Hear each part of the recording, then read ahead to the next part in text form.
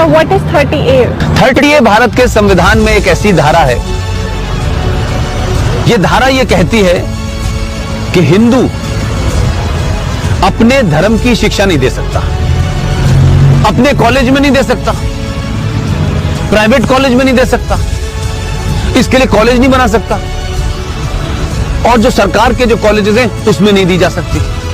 लेकिन एक धारा है 30, वो 30 धारा मुसलमानों को इस बात की इजाजत देती है कि वो अपनी मजहब की शिक्षा के लिए कॉलेज खोल सकते हैं, वो मदरसे चला सकते हैं, क्रिश्चियन अपने मदरसे चला सकते हैं, स्कूल इंस्टीट्यूशन चला सकते हैं, जहां वो अपने मजहब की शिक्षा दे सकते हैं। मेरा सवाल यह है, क्या संविधान के निर्माताओं को इस बात का बोध नहीं था कि सिम्मी जी, अगर आप अपने धर्म की शिक्षा आपको नहीं मिलेगी तो आप में संस्कार कहां से आएंगे, आप में फेथ कहां से आएगा, आप वेद क्या हैं, पुराण क्या है, कैसे जानेंगे अगर आपसे कहा जाए आपको यह नहीं पढ़ना है।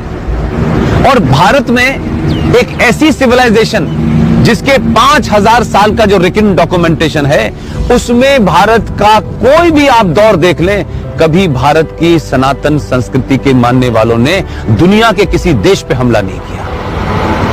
यह शब्द बलात्कार हमारी संस्कृति का हिस्सा नहीं था। ये घूंघट इसलिए नहीं था कि हमारे यहां था, हमको गलत नैरेटिव दिया क्या। ये भारत के अंदर जब मुगल शासक आए, उनका एक ही एजेंडा था कि जितने गैर मुस्लिम औरतें हैं उनका रेप करके उनकी नस्लों को सुधारना है। ये बलात्कार शब्द हमारे साहित्य का हिस्सा नहीं था, ये तलाक शब्द हमारे साहित्य का हिस्सा नहीं था। हमारी परंपरा और संस्कृति में 7 फेरे जीवन भर के लिए जाते हैं।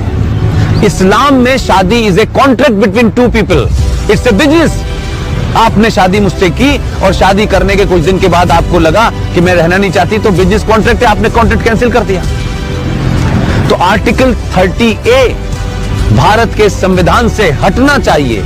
इस देश के 90 से 95 करोड़ हिंदुओं को उनका शास्त्र क्या कहता है, उनका वेद क्या कहता है, इसकी शिक्षा की इजाजत देनी चाहिए।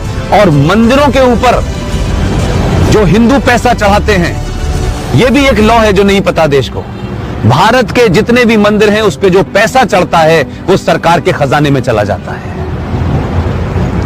और भारत के मजारों के ऊपर जो पैसा चढ़ता है, जो गुरुद्वारों में पैसा चढ़ता है, वो सारा का सारा पैसा उस धर्म के मानने वालों के पास चला जाता है। सिर्फ भारत के हिंदुओं का पैसा जो आप अयप्पा पे चढ़ाती हैं, जो महाकाल पे चढ़ाती हैं, जो वैष्णो देवी पे चढ़ाती हैं, वो पैसा सरकार ले लेती है। तो अगर भारत के मंदिरों पे चढ़ने वाले पैसे से भारत के लोग, हिंदू लोग, सनातनी लोग अपने विश्वविद्यालय खोलना चाहें कि हम सनातन के बारे में बताएंगे, पुराणों को पढ़ाएंगे, तो उसकी भी छूट नहीं है। ये संविधान में 2 धाराएं एंटी हिंदू हैं, इनको समाप्त होना चाहिए। और मैंने कल भी घोषणा की है कि अगले 2 साल में इसके खिलाफ भी मैं